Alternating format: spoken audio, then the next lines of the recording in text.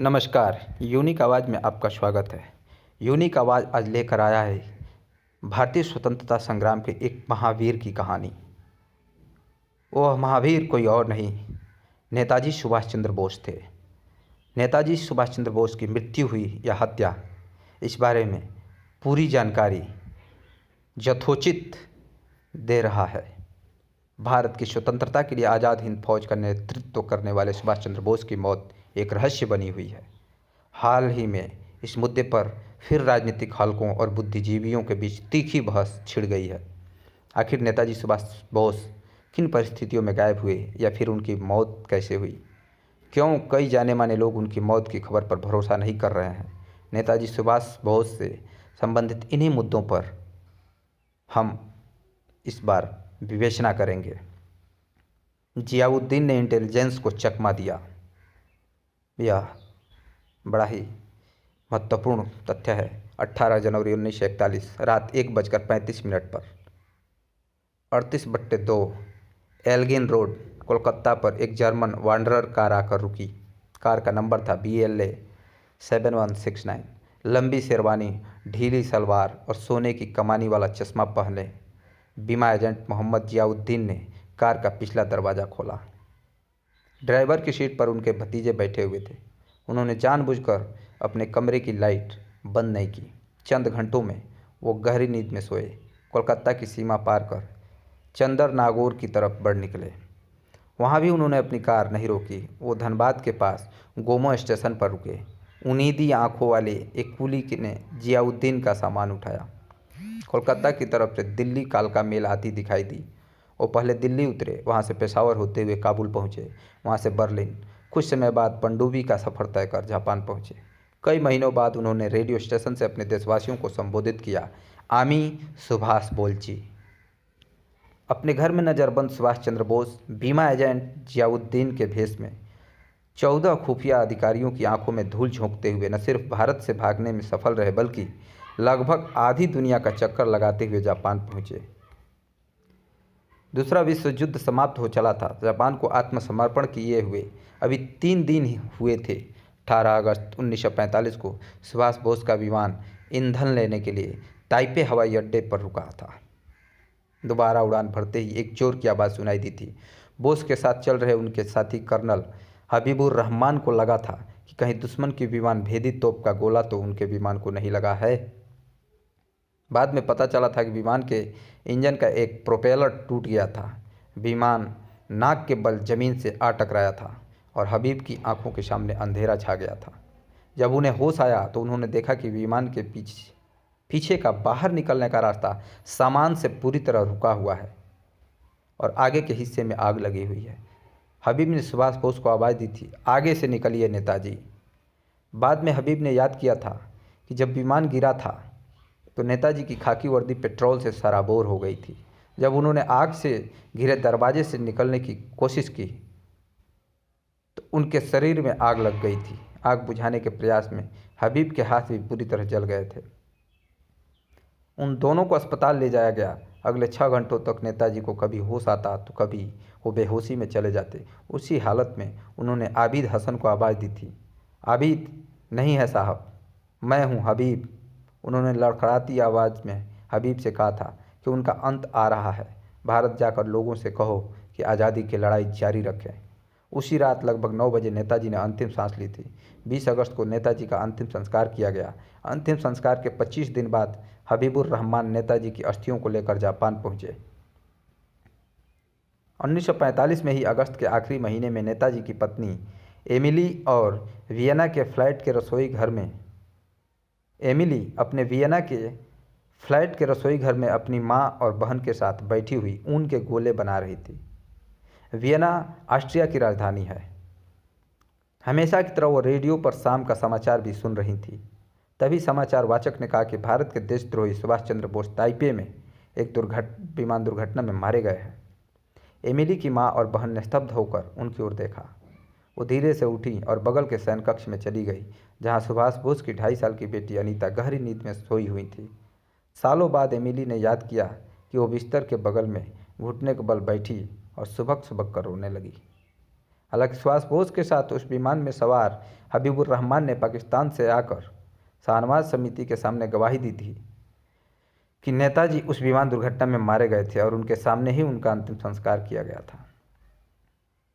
लेकिन भारत में बहुत बड़ा तबका ये मानता रहा कि सुभाष बोस उस विमान दुर्घटना में जीवित बच निकले थे और वहाँ से रूस चले गए थे। भारतीय जनता पार्टी के नेता सुब्रमण्यम स्वामी कहते हैं कि विमान दुर्घटना के समय ताइवान जापानियों के कब्जे में था, उसके बाद उस पर अमेरिकियों पर का कब्जा हो गया। दोनों देशों के पास इस बात का कोई रिकॉर्ड नहीं है कि उस दिन वहाँ कोई विमान दुर्घटना हुई थी।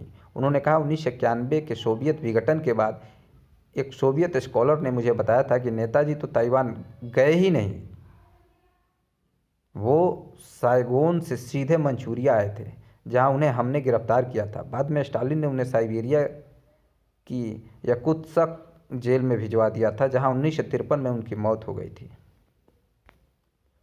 स्वामी नेहरू के स्टेनोग्राफर श्यामलाल जैन की शाहनवाज जांच समिति के सामने दी गई गवाही का जिक्र भी करते हैं।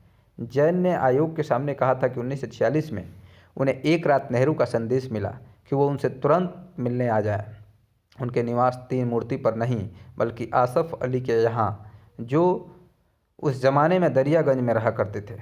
जैन के अनुसार नेहरू ने उन्हें ब्रिटिश प्रधानमंत्री एटली के लिए एक पत्र डिक्टेट कराया था जिसमें कहा गया था कि उन्हें स्टालिन से संदेश मिला है कि सुभाष बोस जीवित हैं और उनके कब्जे में हैं। स्वामी के अनुसार स्टालिन बोस से इसलिए नाराज थे क्योंकि दूसरे विश्व युद्ध के दौरान उन्होंने उनके सबसे बड़े दुश्मन हिटलर से हाथ मिलाया था। सुब्रमण्यम स्वामी ने बीबीसी को बताया कि इसका दूसरा बड़ा सबूत उन्हें तब मिला जब वो चंद्रशेखर के मंत्रिमंडल में मंत्री बने। उन्होंने बताया, हमारे पास जापान से अनुरोध आया कि रिंकोजी मंदिर में सुभाष बोस की जो अस्थियां रखी हैं उनको आप ले लीजिए, लेकिन एक शर्त पर कि आप इसका डीएनए टेस्ट नहीं कराएंगे। स्वामी कहते हैं कि उन्हें पता चला था कि इंदिरा गांधी ने अपने कार्यकाल में नेताजी पर एक पूरी फाइल को अपने सामने फड़वाया। स्वामी कहते हैं कि उन्हें पता चला कि इंदिरा गांधी ने अपने कार्यकाल में नेताजी पर एक पूरी फाइल को अपने सामने फड़वा दिया था, लेकिन इस बात की पुष्टि किसी और सूत्र से नहीं हो पाई है। सुभाष बोस की मौत पर इंडियाज बिगेस्ट कवर अप नाम की किताब लिखने वाले अनुज धर कहते हैं कि उन्होंने प्रधानमंत्री कार्यालय से मांग की थी कि उन्हें वो दस्तावेज उपलब्ध कराए जाएं जिसमें सोवियत संघ में सुभाष बोस के होने की जांच की गई। अनुज बताते हैं, पीएमओ ने ये कहकर इसे देने से इनकार कर दिया कि इससे विदेशी ताकतों से हमारे संबंधों पर प्रतिकूल असर पड़ेगा। धर कहते हैं कि विदेशी संबंध तो एक बहाना है, असली भूचाल तो इस देश के अंदर ही आएगा। नेताजी के प्रपौत्र और उन पर हिज मैजेस्टीज ओपोनेंट नाम की किताब लिखने वाले शौकत बोस भी कहते हैं कि विदेश से संबंध खराब होने के बाद गले नहीं उतरती। उनके अनुसार उन्होंने अपने शोध में पाया कि विंस्टन चर्चिल ने 1942 में सुभाष बोस की हत्या के आदेश दिए थे, लेकिन इसका अर्थ ये नहीं कि इस मुद्दे पर भारत आज ब्रिटेन से अपने संबंध खराब कर ले। स्वामी भी कहते हैं, पहली बात सोवियत संघ अब है नहीं। उस जमाने में जन संहार के जिम्मेदार माने गए स्टालिन पूरी दुनिया में बदनाम हो चुके हैं। पुतिन को इस बात की कोई परवाह नहीं होगी अगर स्टालिन पर सुभाष बोस को हटाने का दाग लगता है। शौकत बोस कहते हैं कि उन्हें ये जानकर बहुत आश्चर्य हुआ कि नेहरू के कार्यकाल में इंटेलिजेंस ब्यूरो उनके पिता, चाचा और सुभाष बोस की पत्नी एमिली की चिट्ठियां खोलता रहा, पढ़ता रहा और उसकी प्रतियां बनाता रहा। उनका कहना है, किसी व्यक्ति की निजता में सेध लगाने का इससे बड़ा उदाहरण नहीं मिलता, और ये तब जबकि निजी तौर पर नेहरू मेरे पिता को बहुत मानते थे। जब भी वो दिल्ली जाते थे उन्हें अपने यहाँ नाश्ते पर बुलाते थे। कमला नेहरू की अंत्येष्टि में खुद सुभाष चंद्र बोस मौजूद थे। शौकत बोस ने बताया, नेताजी ने आज़ाद हिंद फौज की एक रेजिमेंट का नाम नेहरू के नाम पर रखा था, और जब 1945 में बोस की कथित मौत की खबर आई थी तो नेहरू की आंखों से आंसू बह निकले थे। सवाल उठता है कि क्या सुभाष बोस के परिवार पर हो रही जासूसी की जानकारी नेहरू को व्यक्तिगत तौर पर थी? भारतीय खुफिया एजेंसियां रॉ में विशेष सचिव के पद पर काम कर चुके श्री बालाचंद्रन कहते हैं कि ये एक ऐसी परंपरा है जो आज़ाद भारत की खुफिया एजेंसियों ने ब्रिटेन से ग्रहण की है। उन्होंने कहा, 1919 के बाद से ही ब्रिटिश सरकार के लिए कम्युनिस्ट आंदोलन एक चुनौती रहा है। उन्होंने शुरू से ही उन लोगों पर नज़र रखना शुरू किया, जिनका कहीं न कहीं सोवियत कम्युनिस्ट पार्टी से संबंध रहा है। बालाचंद्रन कहते हैं, इसी सिलसिले में बोस की भी जासूसी शुरू की गई। एक इनसाइडर के तौर पर मैं बता सकता हूँ कि खुफिया एजेंसियों में जो चीज़ एक बार शुरू हो जाती है वो बहुत लंबे समय तक जारी रहती है। लेकिन अनुज धर बालाचंद्रन के इस आकलन से सहमत नहीं है। उनका कहना है कि इस तरह की जासूसी नेहरू की जानकारी के बगैर नहीं हो सकती थी। धर कहते हैं कि आईबी वाले कोई भी काम बिना अनुमति के नहीं करते। सुभाष बोस के बारे में उनका हर नोट आईबी के बड़े अफसर मलिक और काव तक पहुंचता था। अनुज धर के मुताबिक मेरे पास ऐसे दस्तावेज हैं जिसमें नेहरू ने अपने हाथों से आईबी को चिट्ठी लिखकर निर्देश दिया कि पता लगाओ कि बोस का पौत्र अमीय बोस जापान क्यों गया है और वहाँ क्या कर रहा है। क्या वो रेंकोजी मंदिर भी गया था? भारतीय जनता पार्टी के नेता और जाने माने पत्रकार एमजे अकबर का मानना है कि इस पूरे प्रकरण से यही संकेत मिलता है कि कहीं न कहीं नेहरू के मन में संदेह था कि बोस उस विमान दुर्घटना में नहीं मरे थे। अकबर कहते हैं, कॉमन सेंस कहता है कि वो अपने परिवार से जरूर संपर्क करते, शायद इसलिए नेहरू उनके पत्रों की निगरानी करवा रहे थे। किन परिस्थितियों में सुभाष बोस की मौत हुई और 20 वर्षों तक उनके परिवार पर क्यों नज़र रखी गई, ये तो उनसे संबंधित दस्तावेज सार्वजनिक होने के बाद ही पता चल पाएगा। लेकिन इस बात में कोई संदेह नहीं, उन्होंने इस कहावत को गलत साबित करने में एड़ी चोटी का जोर लगा दिया कि ब्रिटिश साम्राज्य में सूरज कभी अस्त नहीं होता, और अपनी इस मुहिम में बहुत हद तक वो सफल भी रहे। तो दोस्तों, ये थी सुभाष चंद्र बोस पर जानकारी, उनकी मृत्यु हुई या उनकी हत्या हुई, जो आज भी रहस्य है। तो दोस्तों, अगर यह वीडियो आपको पसंद आया होगा तो आप हमारे यूनिक आवाज़ चैनल को सब्सक्राइब जरूर करें, साथ ही साथ बेल आइकन दबाना बिल्कुल न भूलें। धन्यवाद, नमस्कार।